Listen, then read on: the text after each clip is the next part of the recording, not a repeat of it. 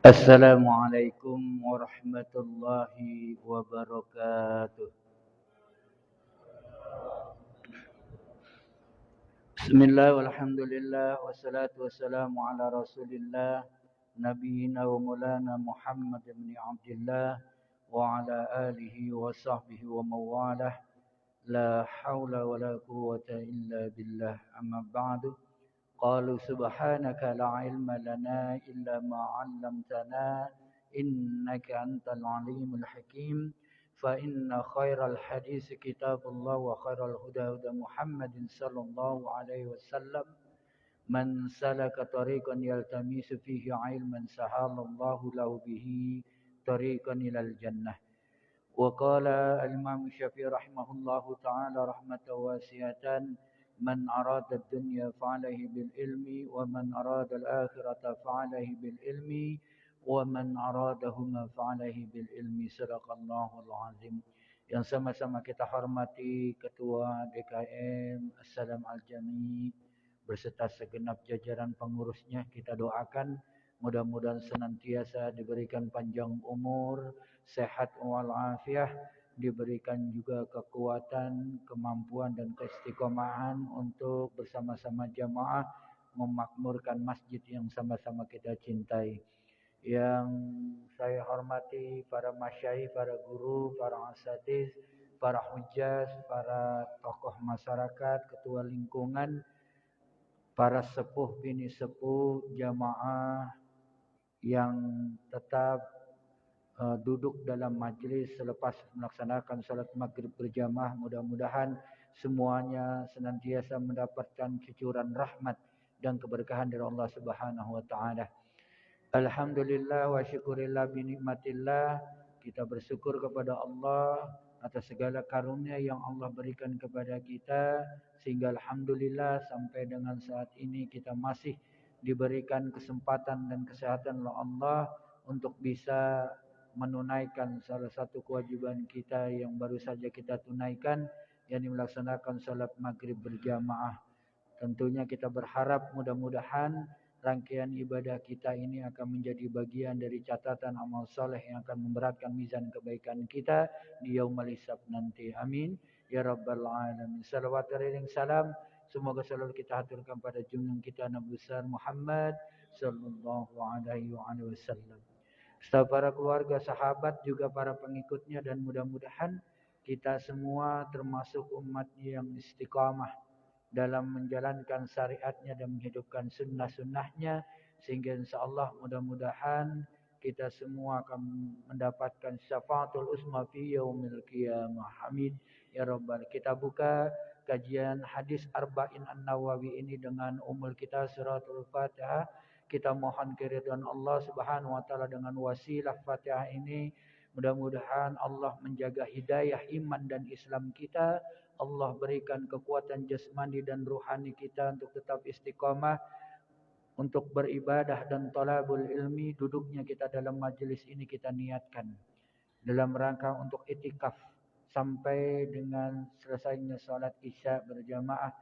Kita berharap mudah-mudahan kita diberikan anugerah ilmu yang bermanfaat di dunia wal akhirah. Allah berikan kemudahan dan kelancaran dalam segala urusan dunia dan akhirat kita. Allah berikan kesabaran dan ketabahan. Allah berikan rumah tangga kita menjadi keluarga yang sakinah mawaddah warahmah. Anak cucu kita dijadikan keturunan yang saleh dan salehah. Dan juga kita berharap, kita doakan para guru-guru kita, orang tua kita, saudara-saudara kita, jamaah Assalam Al-Jami yang telah mendahului kita, bil khusus pengarang kitab hadis Arba'in Al-Imam An-Nawawi Ad-Dimashqi An-Nasaiburi, kita doakan dengan karya-karya beliau yang kita pelajari, mudah-mudahan terus mengalir pahala untuk beliau. Dan juga kita berharap mudah-mudahan kita diperkumpulkan dengan guru-guru kita di dalam surganya Allah Subhanahu wa taala. Yang sakit juga kita doakan mudah-mudahan Allah diangkat dan disembuhkan penyakitnya serta dipulihkan segera kesehatannya. Yang terhimpit Allah luaskan rezekinya, yang jauh didekatkan, yang dekat dimudahkan untuk meraihnya. Yang sedang gelisah, Allah tenangkan jiwanya. Yang sedang menghadapi kesulitan hidup, Allah berikan jalan keluar yang sebaik-baiknya. Setiap saat kita tidak pernah lepas dari limpahan rahmat dan keberkahannya. Sampai dengan akhir kehidupan kita, kita diwafatkan dalam keadaan husnul khatimah.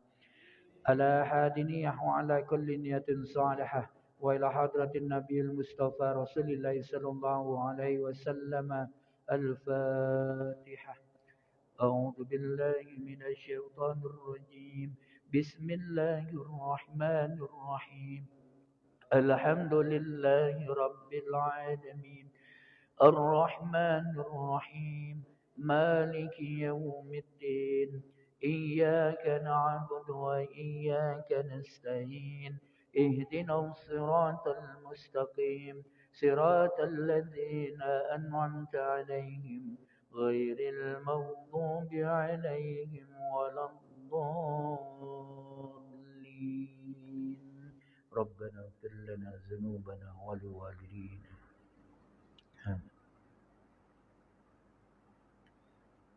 Jamaah yang dimuliakan oleh Allah Subhanahu wa taala, kita lanjutkan pembahasan kita di bulan yang lalu. Kita sudah memasuki al-haditsus sabi'un. Hadis yang ketujuh yang oleh Imam Nawawi dicantumkan dengan judul Ad-Dinun Nasihah. Agama itu adalah nasihat. Kita bulan yang lalu udah kita bahas, ya, udah kita baca matan hadisnya, ya, sanad hadisnya juga udah kita sampaikan, ya, secara lughawi makna mufradatnya juga udah saya sampaikan. Memang hadis ini merupakan salah satu yang menjadi andalan untuk kita semua. Ya, karena ini mengandung targhib wa tarhib, mengandung anjuran dan juga sekaligus ya peringatan buat kita. Karena yang namanya agama itu adalah nasihat, udah pasti. Yang namanya nasihat itu tidak lagi melihat siapa yang memberi nasihat, tapi apa isi dari nasihat. Jadi unzur, ya, lihatlah maqala, apa yang disampaikan, wala tanzur mangqala. Jangan kalian lihat siapa yang menyampaikan, meskipun yang menyampaikan itu adalah orang yang banyak maksiatnya, banyak dosanya, tapi ketika dia memberikan nasihat yang baik, maka wajib buat kita terima dan kita dengerin.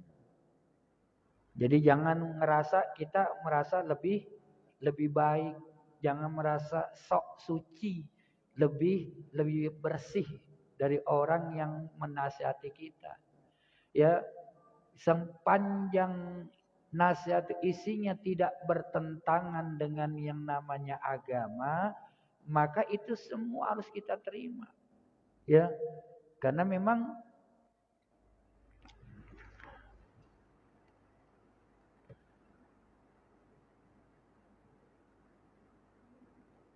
yang dimaksud dengan agama itu, ya, agama yang kita yakini. Ad-dinul Islam.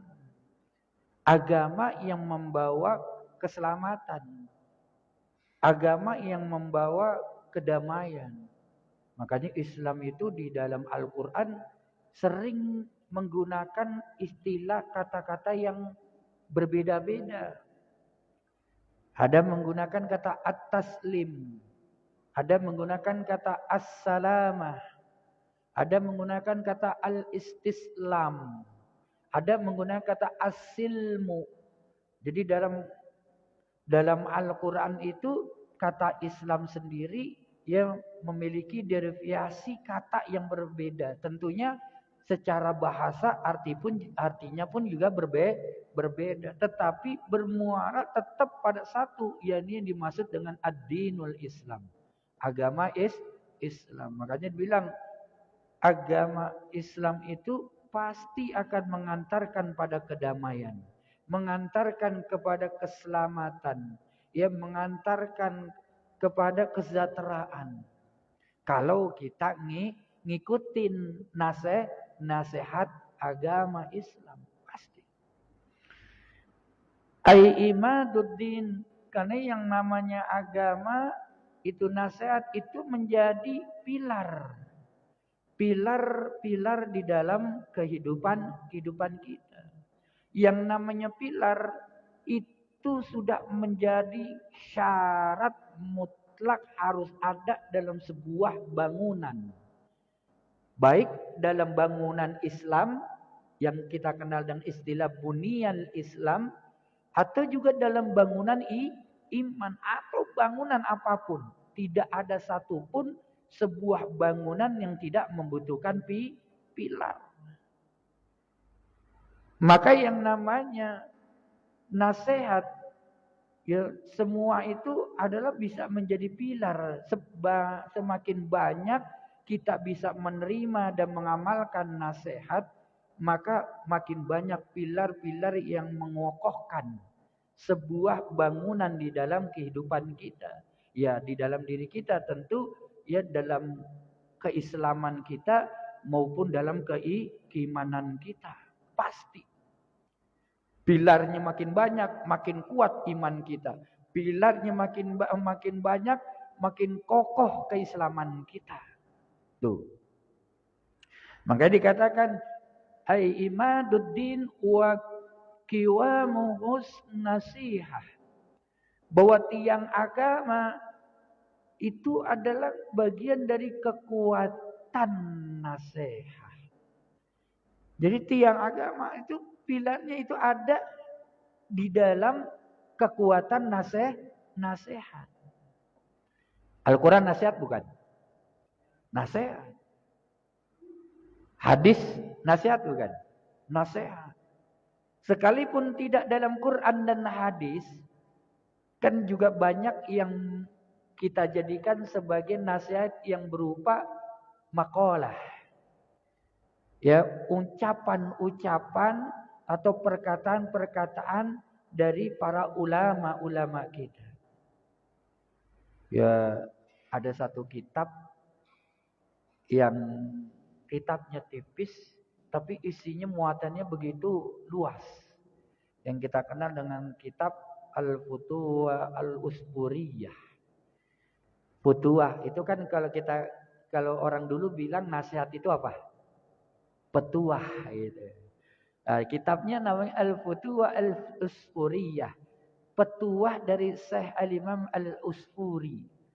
Itu di dalamnya itu banyak juga mengandung makalah dan hikayat-hikayat, cerita, kisah-kisah yang menginspirasi kita untuk memotivasi kita ya menjadi sebuah nasihat dalam perjalanan hidup kita.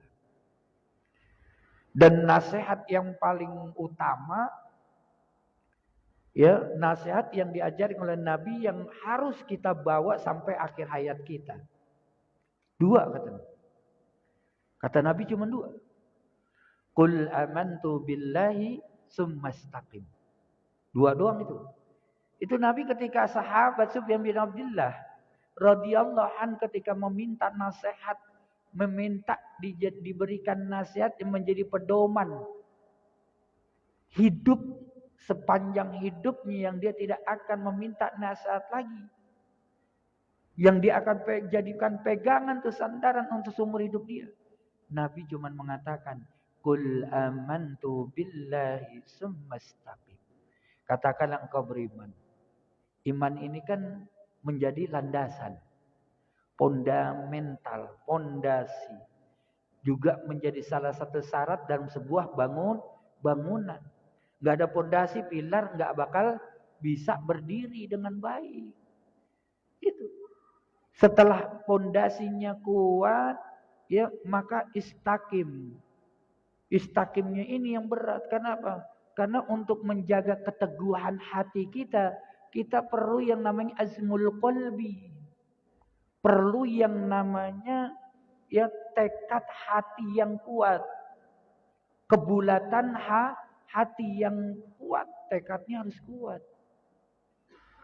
Ya fi kulli amri, dalam setiap perkara-perkara dalam kehidupan kita. mesti kita harus pegang istaqim. Beristiqomalah kamu, berpegang teguhlah kamu. Kan fi kulli hal, dalam segala keadaan kita. Jangan kita istiqomah dikala kita kesulitan. Tapi ketika kita dalam keadaan kesenangan, lepas istiqomahnya. Biasanya orang sering luput, sering lepas istaqimnya itu ketika kita berada dalam kesenangan. Tuh. Jadi keistiqomahan itu harus dijaga dalam segala hal. Nah, Nabi Muhammad SAW ketika menjelaskan ad-dinun nasiha, bahwa agama itu adalah nasiha, kulna, maka katakan kepada kami, ini para sahabat yang meminta kepada Rasulullah, kul dengan fi'il amri, permintaan, tapi bukan, kalau kul itu sebenarnya kan fi'il amr dalam bentuk perintah. Kul dari kata qala yaqulu, kul fi'il amr ini. Tapi maksudnya ini bukan memerintahkan kepada nabi, tetapi lebih tepatnya itu meminta kepada Nabi Muhammad SAW. Kulna, kami meminta ya Rasulullah. Liman. Atau ini juga dimanai sebuah pertanyaan para sahabat kepada Rasulullah SAW. Gitu. Kenapa? Karena mungkin para sahabat masih memahami yang namanya agama itu ya adalah merupakan pegangan, pedoman, petunjuk. Geden buat kita. Hudal. Tapi kalau nasihat itu istilahnya hanya sebuah mauzah. Sebuah petuah. Gitu. Maka kemudian ditanyakan oleh para sahabat kepada Rasulullah SAW. Sebenarnya kalau agama ini nasihat liman, untuk siapa di situ? Maka Rasulullah SAW itu menjawab lillahi, untuk Allah Subhanahu wa taala. Nah ini kok Allah perlu nasihat ya? Kan ditanya, untuk siapa nasihat? Emang Allah butuh nasihat di situ. Yang dimaksud dengan lillahi ya bagi Allah. Di sini an-nasihatu lillah, ya nasihat ya ini adalah di mana wa takunu bil imani billahi ta'ala. Terwujudnya atau menjadikan di dalam diri kita ada keimanan kita kepada Allah Subhanahu wa taala. Jadi dalam agama juga belajar tentang iman, dan iman itu bentuk perintah. Banyak dalam ayat-ayat Allah, bahkan di dalam hadis pun juga yang bentuknya dalam bentuk perintah.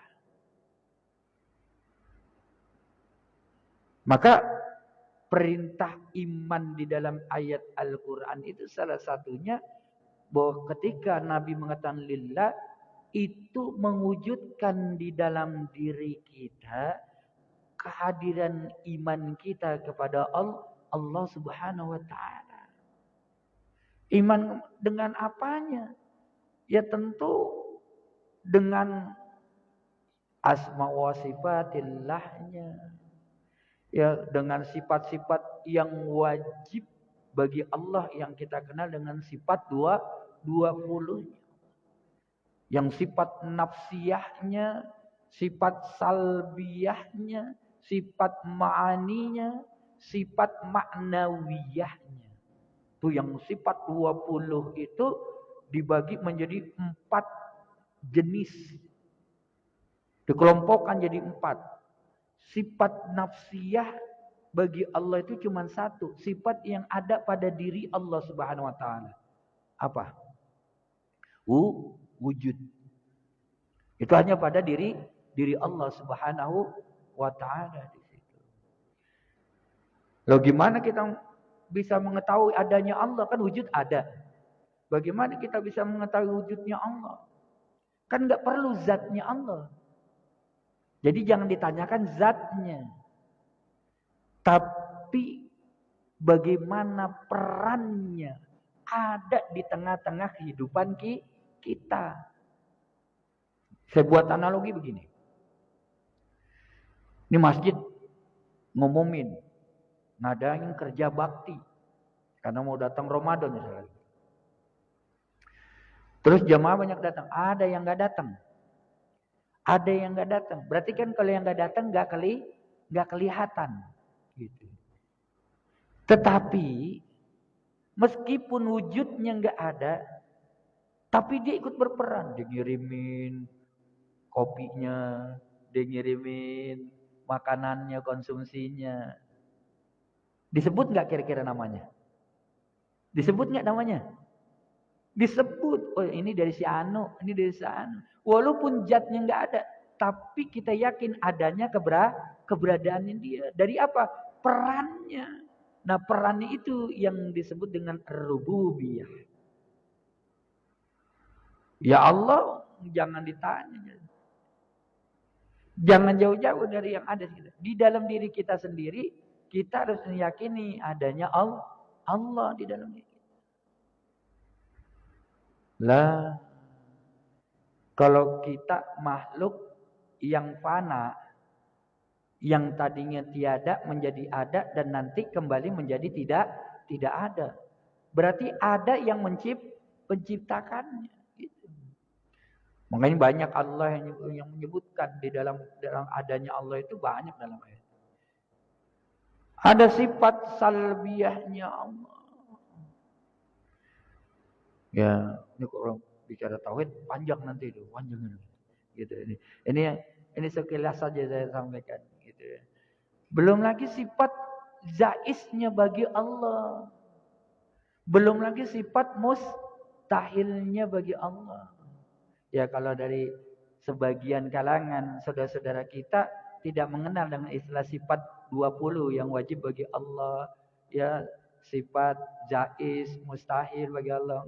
Tapi ada tauhid yang dipahami oleh saudara kita dengan tauhid ar-rububiyah wal uluhiyah wa asma wa sifatillah. Itu tiga tuh. Tiga macam tauhid disebutnya. Sifat rububiyah, tauhid uluhiyah dan asma wa sifatillah. Ya, tapi yang dijadikan ini tetap adalah Allah juga. Hanya memahami tentang konsep teologi, tentang konsep ketuhanan aja yang berbeda. Gitu. Jadi nggak usah diperdebatin persoalan perbedaan dalam memahami. Masing-masing punya punya argumentasi dalam memahami konsep ketuhanan kita. Ya. Wa nafis syarik anhu dan meniadakan perbuatan syirik darinya. Jadi hati-hati kalau kita memang benar ya al-imanul kamil, sempurna iman kita ya, maka tidak ada sedikit pun ya ada unsur syirik, mau syirkul asghar apalagi syirkul akbar. Syirkul asghar aja nggak boleh. Ya kalau syirik akbar mungkin kita memang enggak gitu ya. Enggak dah. Tapi yang sering kita enggak sadari itu kita seringkali tersentuh dengan yang namanya syirkul asghar. Syirik kecil, tapi syirik juga. Dan kalau dibiarkan itu menjadi penyakit. Itu karena apa? Itu juga al-wahn. Itu juga virus di dalam hati kita di situ. Yang Nabi pernah ngingetin nama kita tuh dalam satu hadis gitu. Ya, ketika Nabi mengatakan ya nanti sekiranya aku meninggal tiada. Iya. Maka yang aku khawatir kama akhafur minal ummati Bahwa yang aku khawatirkan terhadap umatku itu ya adalah syirkul asghar. Syirik kecil. Para sahabat nanya, "Ma huwa syirkul asghar ya Rasulullah?" Apa itu yang dimaksud dengan syirik kecil? Wa qala ar-riya. Kata Nabi, itu yang namanya riya. Riya itu seringkali dekat sama kehidupan kita. Orang kalau udah ngerasa seneng dipuji sama orang, kemudian apa kalau dipuji sama orang? Nganggul ya. Apa orang Betawi bilang nganggul. Artinya apa? Naik ini nih.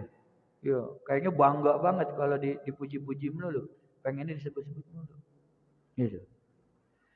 Nah itu udah terkena tuh terkontaminasi begitu sering kali kita. Sering gitu. Watarkul ilhadu fi watarkul ilhadi fi sifatihi. Dan meninggalkan pengingkaran fi sifatihi pada sifat-sifatnya. Nah, udah. Ini kalau dibahas panjang lagi sifatnya nih. Udah saya nggak mau keluarnya karena kalau kita udah bicara Allah Maha Rozak, satu aja. Maha Rozak. Artinya apa? Maha pemberi rezeki. Ketika kita ngomong begini aja, wah hidupnya belangsak banget, susah banget, padahal perasaan udah jungkir balik, sholat tengah malam, tapi kayaknya hidup begini-gini aja, kagak ada perubahan. Ketika dia sudah pesimis min haitsu bi rahmatillah, ketika dia udah berputus asa dengan rahmat Allah terhadap Maha yang memberikan rezeki, terucap dalam lisannya atau di dalam hatinya bergumam. Tahu bergumam ya? Tadi tuh. Saya dukung gini. Enggak diucap lisan, tapi dalam hati gerendel kalau orang bilang mah. Gerendel aja. Ngeluh. Gitu. Maka termasuk orang yang watarqul ilhadi fi sifatihi. Termasuk orang yang mengingkari pada sifatnya. Salah satunya adalah sifat rojaknya Allah. Dan dia termasuk kufur nikmat. Tuh. Karena dia nggak sadar bahwa rezeki yang Allah kasih itu begitu banyak pada dirinya. Cuman yang dilihat oleh dirinya cuma satu. Apa? Dia melihat cuman ukurannya materi dalam bentuk harta. Dia hidup miskin, tapi nggak pernah sakit. Badannya sehat melulu, nggak dilihat sehatnya. Gitu. Tapi hidupnya ngeluh karena hidupnya susah. Orang kaya juga nggak bersyukur misalkan. Ingkar terhadap rezeki Allah. Dia dikasih sakit, tapi hartanya berlimpah. Jadi semua rezeki itu macam-macam. Allah yang tahu. Allah yang bisa menempatkan pada tempatnya. Yang punya hak pada tempatnya. Untuk menempatkan siapa yang diberikan rezeki dalam bentuk A. Siapa yang diberikan dalam rezeki dalam bentuk B. Gitu. Dan kalau kita hidupnya susah, tapi dikasih sehat sama Allah. Rezeki bukan? Rezeki juga. Makanya hati-hati. Jangan, aduh, saya nggak kerja lagi. Udah berhenti dari kerjaan. Udah sekarang nyari kerja susah. Gitu. Kira-kira merubah nasib nggak? Nggak akan kan. Allah cuma minta ketika dalam kondisi seperti itu, yang Allah minta cuma ikhtiar jangan pernah berhenti. Itu doang. Apapun bentuk, jangan bicara tentang ukuran atau kadar yang Allah berikan, jangan. Karena bukan berarti yang besar itu akan mencukupi. Boleh jadi yang kecil itu yang mencukupi. Justru yang banyak tidak dirasakan lagi. Tuh, orang kaya banyak kita tapi sakit melulu. Kalau dikit-dikit keluar biaya buat rumah sakit, buat kesehatannya. Nggak bisa nikmatin dia hidup dengan kenikmatan badannya, fisiknya. Uang yang dia cari, ya dia kumpulin tidak dia bisa nikmati untuk nikmat hidupnya karena kondisinya fisiknya. Wal ikhlasu fi ibadatihi. Ikhlas di dalam ibadah. Jadi kalau yang namanya ikhlas itu bukan diomongin. Saya ikhlas. Pokoknya saya ngasih ke masjid ikhlas dah. Itu bukan begitu. Ikhlas itu bukan ketika Jumatan ada kotak amal lewat, kita umpetin begini. Bukan. Itu bukan ikhlas. Emang kalau kita umpetin Allah tahu? Allah nggak tahu. Bukan itu. Ukurannya bukan itu. Ikhlas itu di dalam hati dan pikiran kita. Kita palingkan dari perhatian selain perhatian kita kepada Allah. Itu.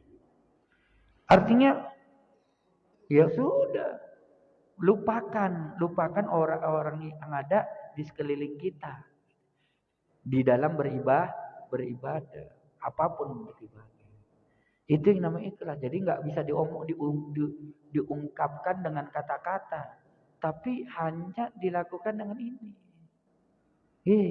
Hati.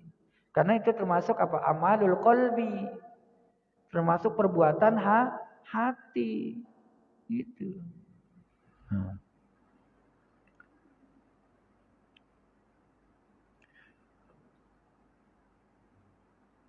Wal qiyamu bi ta'ati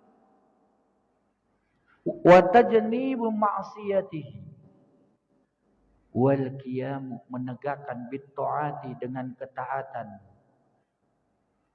Wajtinabi ma'asi dan menghindari, menjauhi dari perbuatan maksiat, perbuatan keburukan. Meskipun kebaikan dan keburukan itu juga memang berasal dari Allah Subhanahu wa taala. Inna kulla syai'in biqada'in wa qadarin. Hatta al-jaizi wa sa'i. Bahwa sesungguhnya segala sesuatu itu ya sudah menjadi ketentuan dan ketetapan Allah. Bahkan persoalan kemalasan dan ketidakberdayaan kita. Tapi bukan berarti kita dengan kemalasan itu kemudian tidak ada campur tangan kita. Tidak ada penyebabnya. Ya, malas memang datangnya dari Allah. Tapi bukan berarti itu tidak ada penyebabnya. Dalam istilah hukum itu ada disebut dengan hukum kausalitas. Hukum sebab akibat. Kan kata Allah, "Wala nabluukum bisyarri wal khair." Kami uji kalian dengan keburukan dan kebaikan. Berarti kan dua-duanya berasal dari Allah tuh. Fitnah sebagai cobaan, sebagai ujian. Gitu. Tapi di sisi lain, ma'asabaka. Tidaklah ya menimpamu gitu. Minal khair, dari kebaikan itu ya faminallah.